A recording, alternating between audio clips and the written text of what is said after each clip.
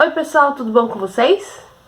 Hoje nós vamos dar continuidade à leitura da obra A Morte de Ivan Ilitch, do Lev Tolstói.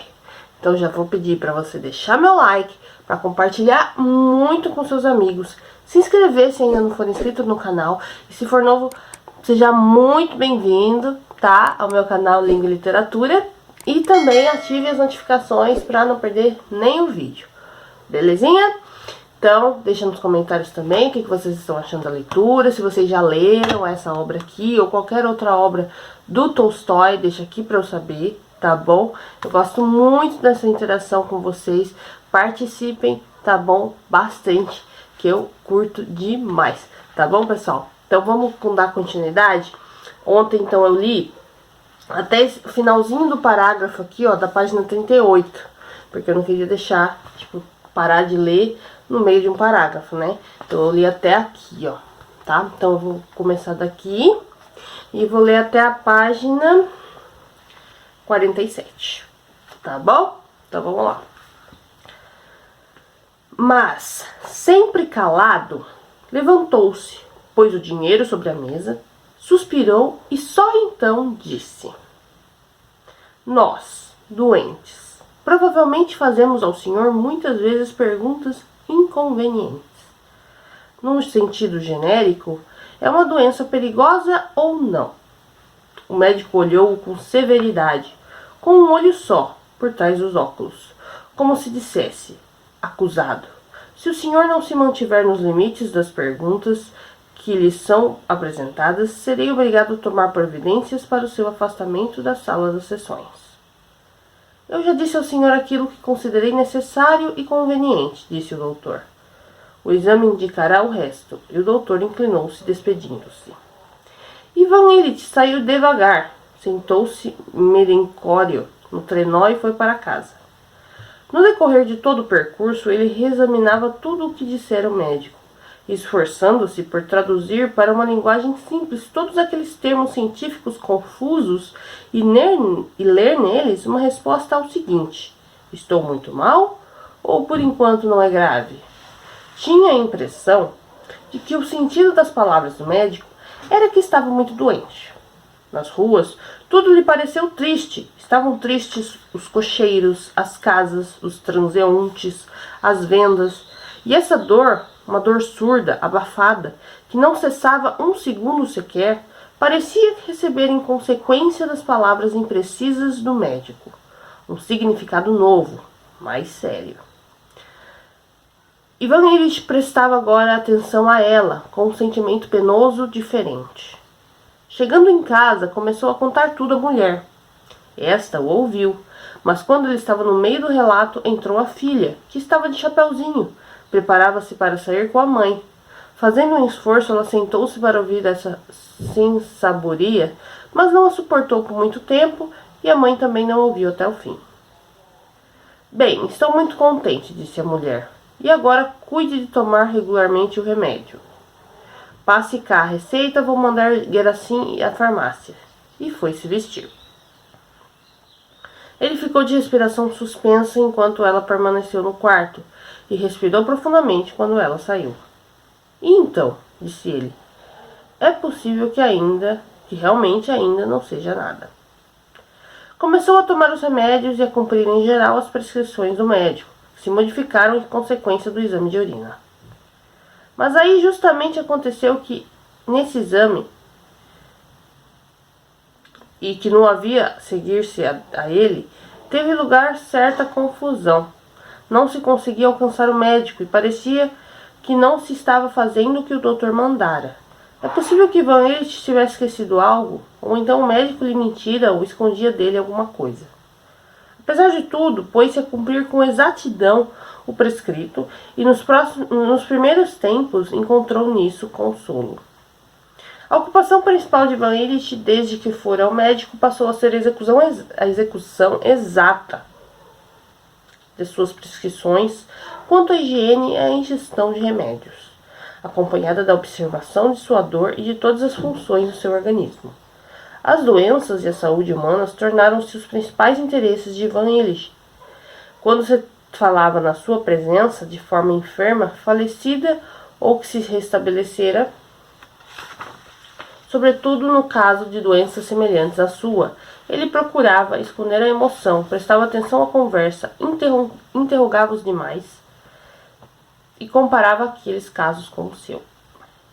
A dor não diminuía, mas Ivan Ilitch esforçava-se, a fim de se obrigar a pensar que estava melhor. E ele conseguia enganar-se, enquanto nada o perturbava.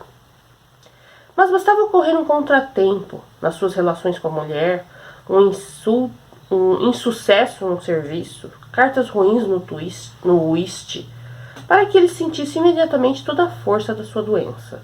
Em outros tempos, ele suportava tais insucessos, esperando poder a qualquer momento corrigir o que ia mal, sobrepujar as dificuldades, alcançar o êxito, conseguir no jogo um Grand Slam. Mas agora qualquer insucesso derrubava-o, levava-o ao desespero. Dizia de si para si: eis que eu mal começara a restabelecer-me e o remédio já estava começando a surtir efeito, quando este maldito infortúnio ou desabor, e ele se enfurecia contra o infortúnio ou contra as pessoas que lhe causavam desabores e que o assassinavam, e sentia que esse enfurecimento o estava matando, mas não podia privar-se dele. Aparentemente, deveria perceber com nitidez que este seu enfurecimento contra os homens e as circunstâncias reforçava a sua doença, e que por isso devia deixar de prestar atenção aos acasos desagradáveis. Mas ele desenvolvia uma argumentação justamente oposta. Dizia precisar de tranquilidade. Vigiava tudo o que o infringia essa tranquilidade. E exasperava-se a menor infração. O seu estado era ainda agravado pelo fato de ler livros de medicina e de se aconselhar com médicos. A sua piora desenvolvia-se com tamanha regularidade que ele podia enganar a si mesmo. Fazendo uma comparação entre os dias consecutivos, havia pouca diferença. Mas quando se aconselhava com médicos, tinha a impressão de que tudo piorava, e muito rapidamente até. Não obstante isso, aconselhava-se continuamente com eles. E nesse mês procurou uma outra celebridade. Esta segunda celebridade disse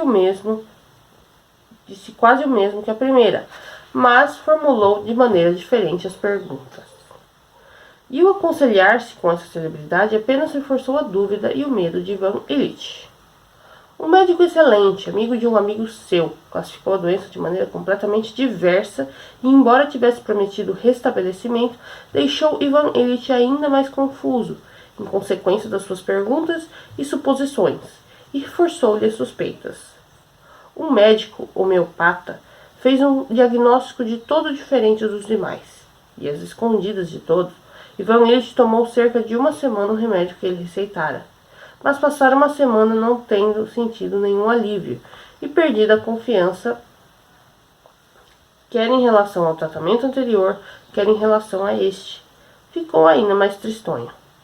De uma feita, uma senhora conhecida referiu-se a curas por meio de ícones. Ivan Ilitch surpreendeu-se ouvindo com atenção, procurando constatar a realidade do fato. Este caso assustou-o. Será possível que eu tenha enfraquecido tanto mentalmente? Disse para si mesmo. Bobagem. É tudo tolice. Não devo entregar minha hipocondria e, tendo escolhido determinado médico, preciso seguir estritamente seu tratamento. É assim que vou agir. Agora está tudo acabado. Não pensarei mais no caso e até o verão seguirei severamente o tratamento. E depois se verá. Agora acabaram-se essas vacilações. Era fácil dizê-lo, mas impossível executar. A dor do lado não cessava de atormentá-lo. Parecia cada vez mais forte, tornava-se permanente. O gosto na boca era cada vez mais esquisito. Estava com a impressão de ter um hálito asqueroso e cada vez tinha menos apetite e menos forças.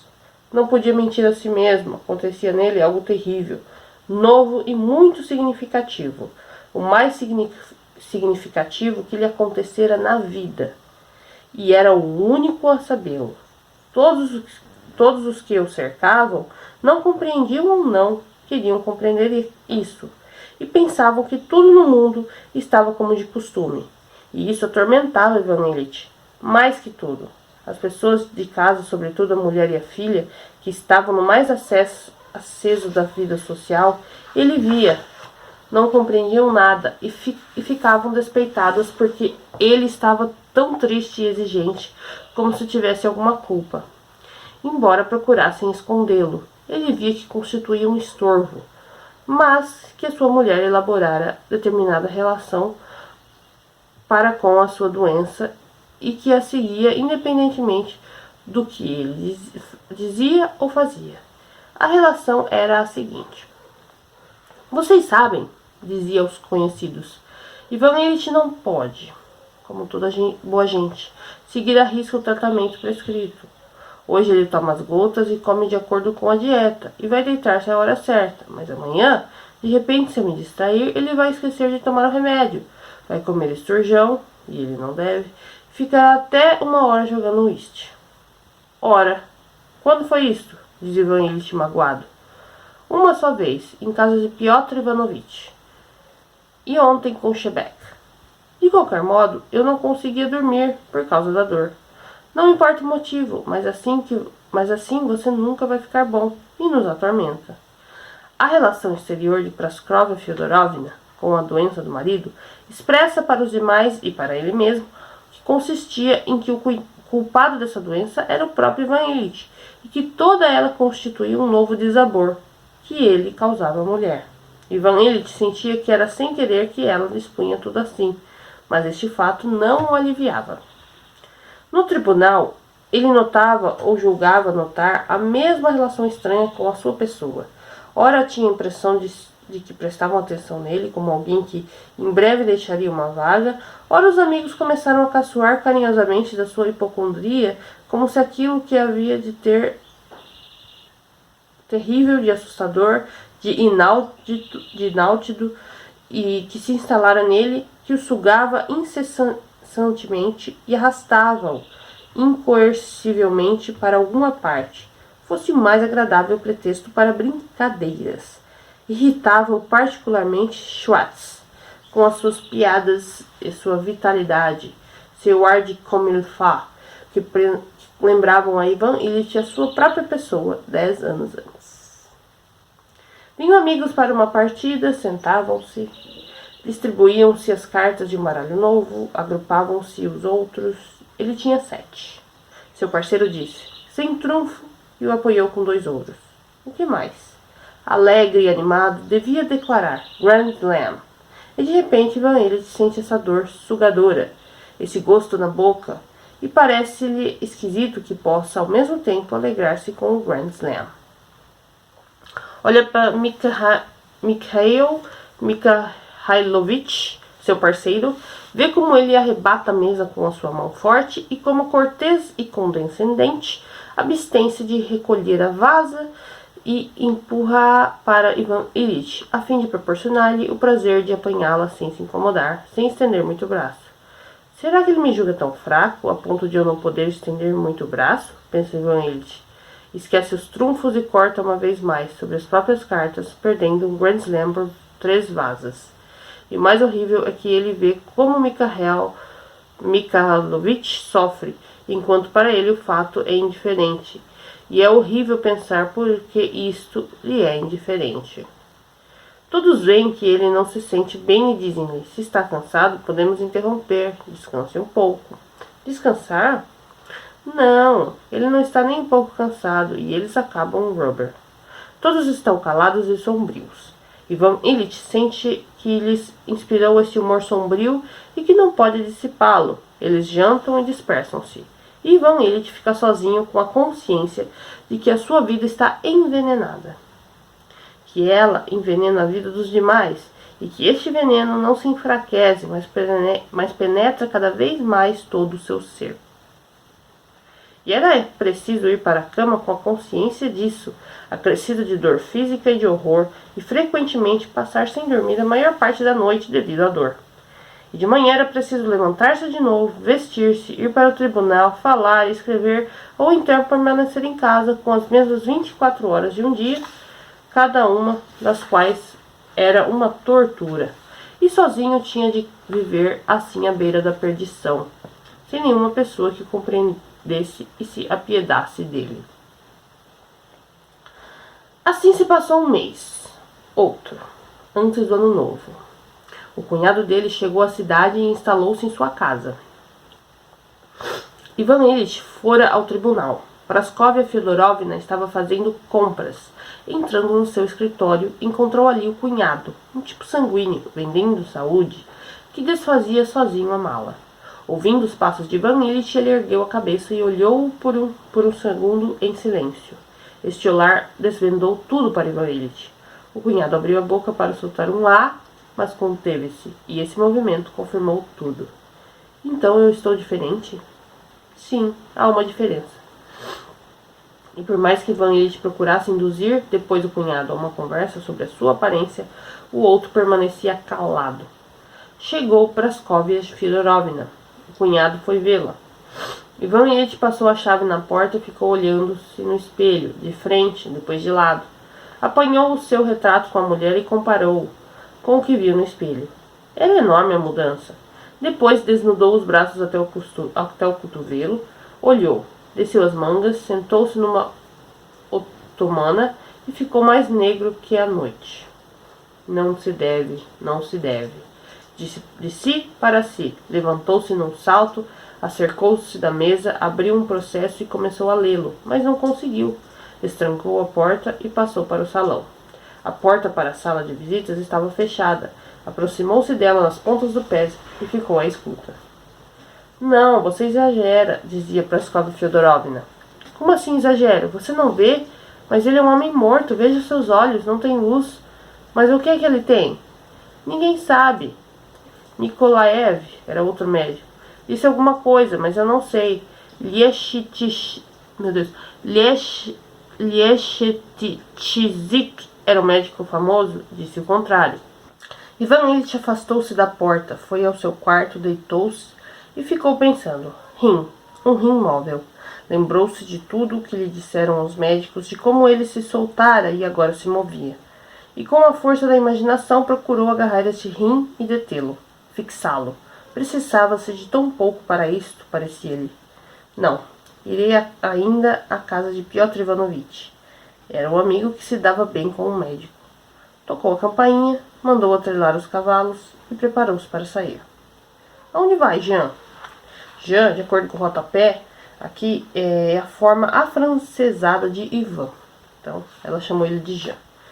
Aonde vai, Jean? Perguntou-lhe a mulher, com uma expressão particularmente triste e uma bondade que não lhe era habitual. Essa bondade, pouco habitual, deixou-o enfurecido, exigiu-lhe um olhar sombrio. Tenho que ir à casa de Piotr Ivanovitch. Foi à casa do amigo que se dava com o médico, e com ele à casa deste. Encontrou-o e conversou com ele longamente, analisando anatômica e fisiologicamente os pormenores daquilo que, na opinião do médico, sucedera nele. Compreendeu tudo. Havia uma coisinha, uma insignificância no seco. Tudo isso podia se resolver, reforçar a energia de um órgão, enfraquecer a atividade de outro. Terá lugar uma reabsorção e tudo se restabelecerá. Atrasou-se um pouco para o jantar e, depois de comer, conversou alegremente, mas por muito tempo não pôde ir estudar no escritório. Finalmente, dirigiu-se para ali e, no mesmo instante, sentou-se para trabalhar.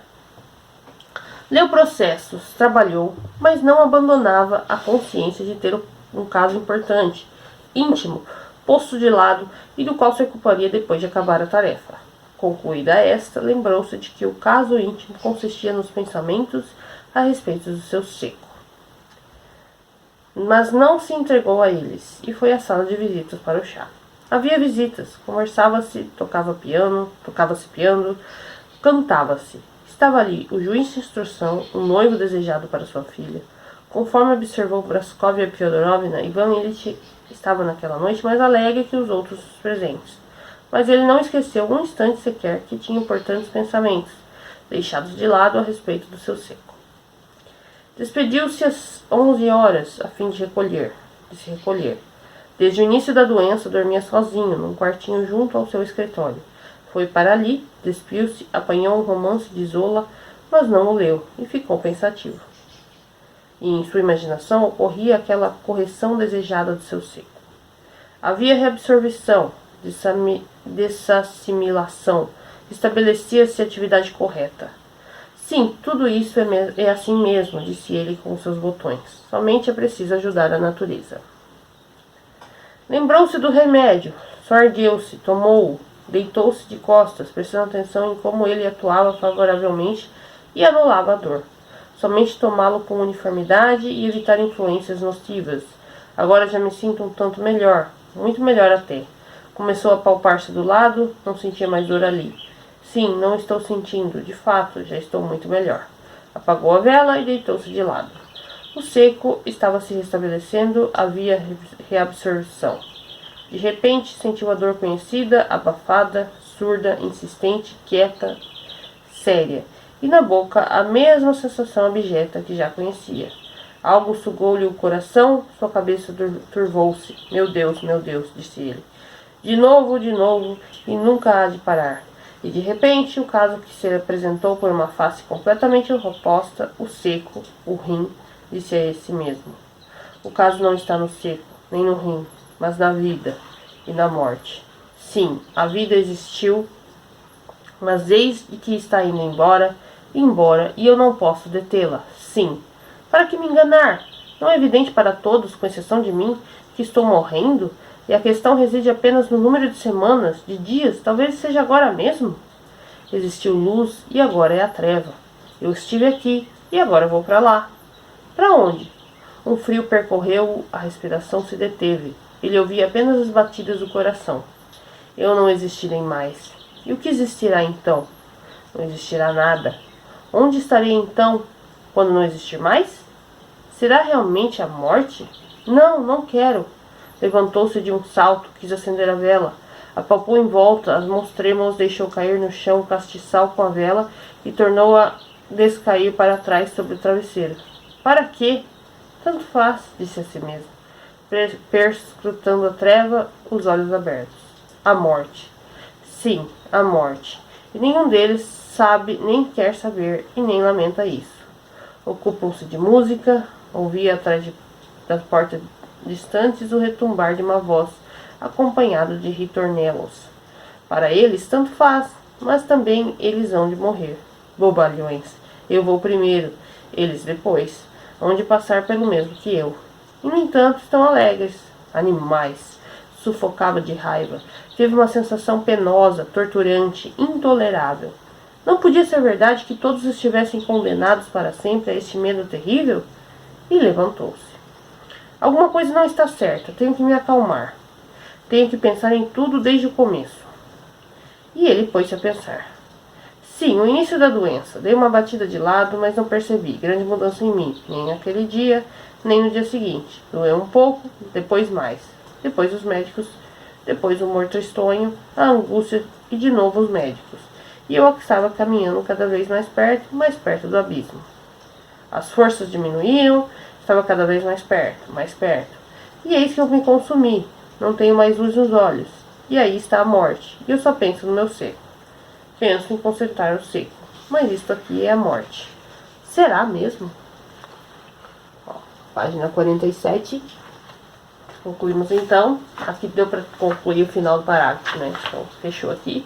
E amanhã eu volto então com a continuação. Gente, vocês viram então que o Ivan Illich tá aí nesse dilema, né?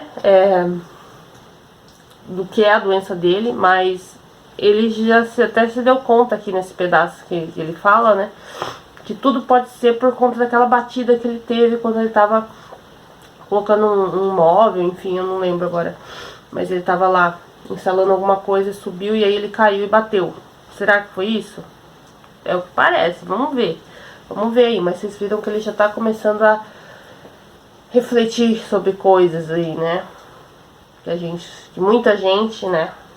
Só reflete na hora mesmo que tá perto ali daquele momento. E é complicado, porque às vezes é meio tarde, né? Pra se arrepender das coisas e tal. Então vamos ver. Tá bem legal, né, a história, gente. Então amanhã eu volto, tá? E a gente conclui aí. Essa semana a gente já concluí esse livro. E eu tô pensando aqui, pessoal, deixa nos comentários o que vocês acham, pro Desafio Literário de Setembro ser um clássico da nossa literatura. O que vocês acham? Classicão brasileiro. Então eu tô pensando aqui em trazer Machado, né? Machado de Assis. Ou Lima Barreto, tá? Ou o Graciliano Ramos, que eu tenho aqui o São Bernardo. Essa obra aqui, São Bernardo, do Graciliano Ramos. E aí do Lima Barreto eu tenho o Quaresma, né? O Tristinho Policarpo Quaresma. E do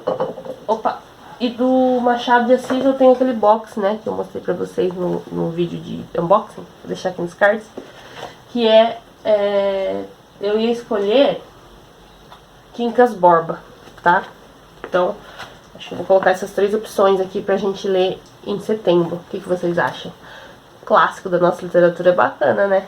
Então é isso. Deixa aí nos comentários pra saber o que você tá achando da leitura da Morte de Ivan Illich e qual dessas 3 aqui você gostaria de ver no próximo mês aí no Desafio Literário.